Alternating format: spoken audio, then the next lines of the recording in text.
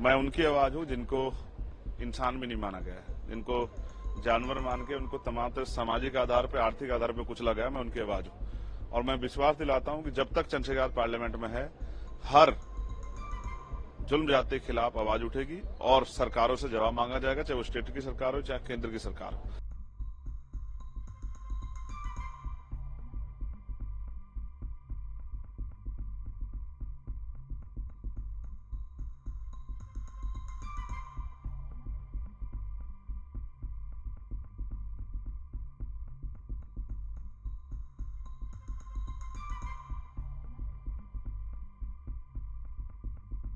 नहीं, मौका अभी मिला नहीं, अभी तो मैं आया हूं। जब मौका मिलेगा तो आपकी आवाज बहुत अच्छी रहेगी और ये आवाज हमेशा निष्पक्ष रहेगी और कमजोरों के लिए रहेगी। मैं उनकी आवाज हूं जिनको इंसान भी नहीं माना गया है, जिनको जानवर मान के उनको तमाम तरह सामाजिक आधार पर, आर्थिक आधार पर कुचला गया। मैं उनकी आवाज हूं और मैं विश्वास दिलाता हूं कि जब तक चंद्रशेखर पार्लियामेंट में है, हर जुल्म जाति के खिलाफ आवाज उठेगी और सरकारों से जवाब मांगा जाएगा, चाहे वो स्टेट की सरकार हो चाहे केंद्र की सरकार हो। जो भी सरकार संविधान के विरुद्ध में जाके आम जनता के विरुद्ध में कोई भी काम करेगी, उनसे जवाब मांगा जाएगा। और मैं स्पष्ट हूं कि हमें जिन लोगों ने भेजा है उन लोगों की आवाज उठाना हमारी जिम्मेदारी है, तो हम उसको पूर्ण रूप से निभाएंगे, चाहे वो नौजवान हो, चाहे किसान हो, महिलाएं हो या वंचित वर्ग का कोई भी तबका हो।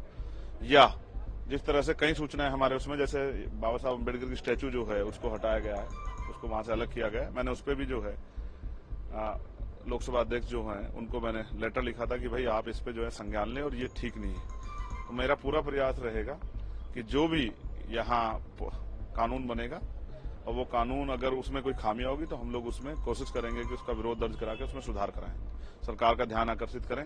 और हम कोशिश करेंगे प्राइवेट बिल लाके भी सरकार जो है हमारी जनता की तरफ सुने, जो जनता चाहती है उन पर भी चर्चा। सेशन में बहुत कम समय मिलता है, मैं ये भी लोकसभा अध्यक्ष से मांग करूंगा सदन के माध्यम से ही कि वो सेशन का समय बढ़ाएं, जिससे कि क्योंकि बहुत बड़ी लोकसभाएं होती है, बहुत मुद्दे होते हैं, उन पर चर्चा करने का अवसर मिले। ये सत्ता के साथ विपक्ष का भी घर है, विपक्ष की भी जिम्मेदारी है। तो सत्ता पक्ष जो है सिर्फ अपने लोकसभा सांसद के बारे में ना सोचे, उनके क्षेत्रों के, तो विपक्ष को जो जहां जीत का है उसके उनके बारे में सोचना है। मेरे जैसे लोग व्यक्ति के क्षेत्र के बारे में सोचना चाहिए।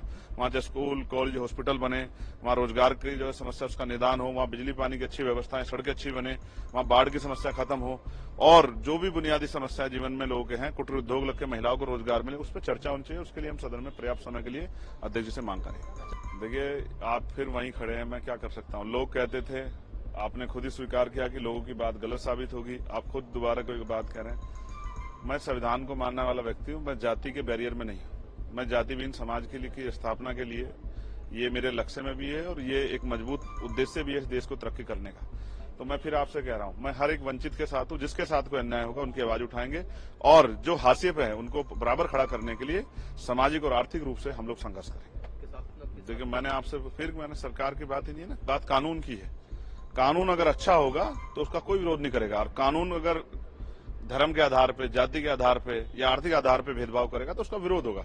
संवैधानिक जो है मर्यादा में रहकर हम लोग उसका विरोध करेंगे और यहाँ भी करेंगे और सड़कों पे भी करेंगे। अगर कुछ भी गलत होगा, अगर कुछ अच्छा होगा उसकी समीक्षा होगी और जो अच्छा होगा उसका कोई विरोध नहीं करता है, लेकिन अगर कुछ गलत होगा तो उसका विरोध होगा।